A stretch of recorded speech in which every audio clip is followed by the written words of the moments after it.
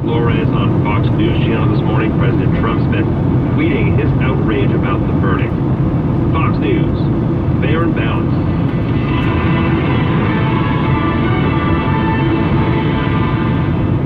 I'm Jay Farner from Quicken Loans. The rate today on a 30-year fixed-rate mortgage is 3.875%, APR 4.05%. But choosing the right mortgage lender means you. Best client service in America, with 11 J.D. Power Awards to prove it. Just calling the company that invented Rocket Mortgage, the industry's most innovative, client-focused technology.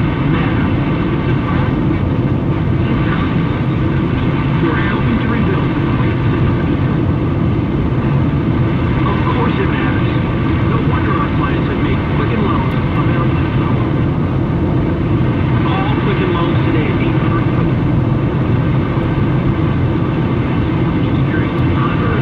That's 800 Quicken. Call for proper information and conditions. Equal housing lender license. Stock shot way up yesterday. We're just getting started on Wall Street this morning. Business networks and full LED cycle. Right now, it's in Chris, the stock market is to the downside after setting record for 24,000 yesterday. Right now, the Dow Jones Industrial Average down 61 points to 24,211. Nasdaq down 25, 68.48. And the S&P 500 dropped 4 at 26.43. We got in our auto sales, and those are mixed results. GM and Fiat Chrysler saw declines in sales, while Ford gained ground. Ford is higher by 1%. Other news on GM is that it's working on its robo-taxi service, which expects some high margins going forward, and says that taxi service will start in the year 2019, very aggressive targets. On the Florida Stock Exchange, back to you, Chris. Thanks, Nicole. A new test for mutations in hundreds of cancer genes in a single tumor sample is approved by the Food and Drug Administration. Mutations with advanced or widely spread cancers to help determine what's causing that tumor and a treatment. There's also a proposal to separate that test. Suspects arrested in Northern California, another's wanted with a beaten-up woman found by people out looking for a Christmas tree. Reading Police Captain Eric Wallace says the group found the 25-year-old woman in a wooded area of Shasta County. He says the woman sought shelter in a burned-out tree, drank water from a mud tunnel, and was exposed to extremely cold temperatures, rain, and snow. The woman told police she was kidnapped a day earlier by two acquaintances. Wallace says the woman also told investigators she was beaten and the pair forced her to undress and left her with only a pair of shorts. Debbie Hanley, Fox News.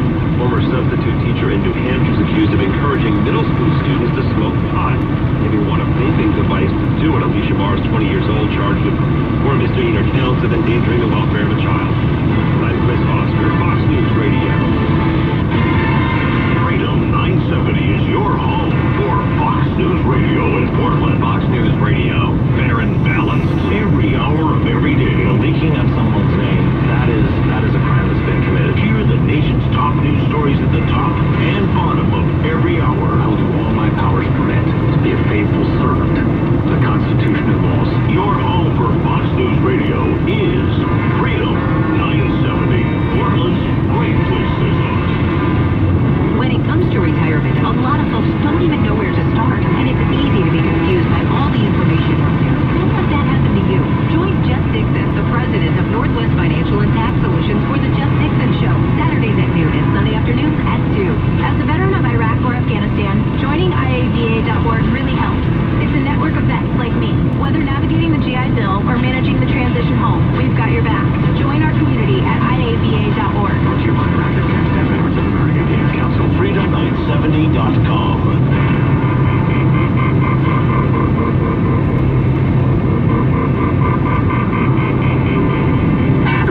Broadcasting from the #1 news network in North America. It's the show for the next generation of Americans. It's Brian Kilmeade.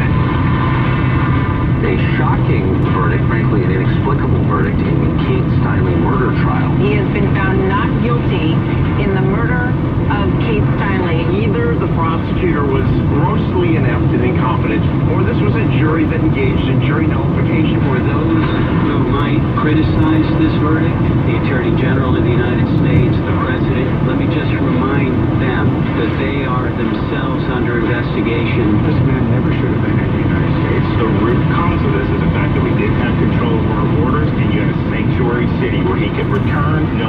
put back on the streets. The allegations against Congressman Conyers are serious, disappointing, and very credible. Congressman Conyers should resign. First of all, it is not up to Nancy Pelosi. Nancy Pelosi did not elect the congressman, and she sure as hell won't be the one to tell the congressman to leave. There's a set of rules that apply to people who are not politicians in Washington, and there's a totally different set of rules that apply to elected officials serving in Congress. America's solutions are discussed here. Welcome back to the Brian Kilmeade Show. Lou Pate here with you in for Brian. You can follow me on Twitter at Lou Pate Show, but I'm not doing this all myself. Team Kilmeade is here behind the scenes making it work. Allison and Peter and Eric, I thank you all for your hard work. And for you, the listeners, if you want to get in on the conversation, 866-408-7669.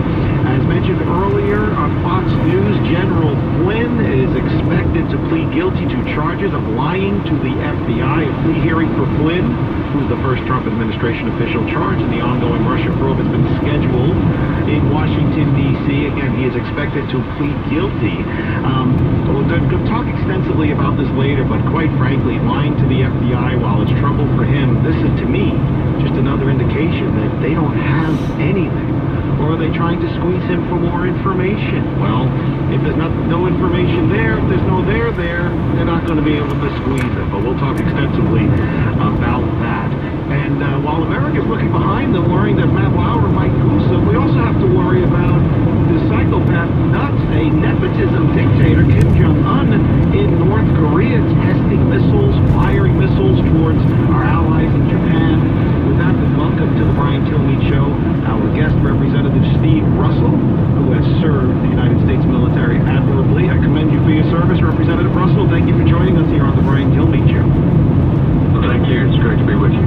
Hey, I love your comments. You said if Kim Jong-un wants to stay alive, he needs to stop. And, quote, those are strong words from a strong man, and I commend you for that, because I've been saying for months, not just because I agree with you, it's because I've always said that from Kim Jong-il, father, shooting rockets into the Sea of Japan for 2 decades, now we have the son shooting missiles over Japan and towards Japan.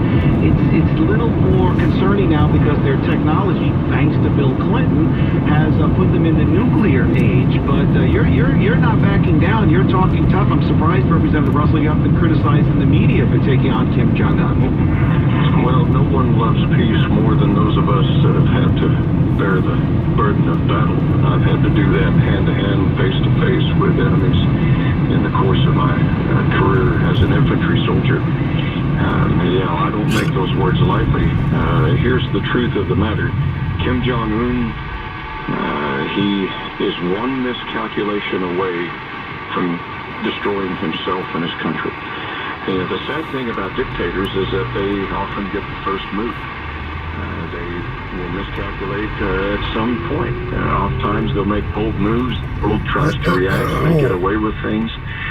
But ultimately, the path of dictators is they make one calculation too far, and it results in the destruction of their country, the removal or death of that dictator, and usually pain and human suffering on a scale with them and their neighbors that is just awful.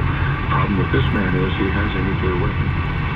Should he fire that at us or our allies, our policy all the way back to Harry Truman has been very clear.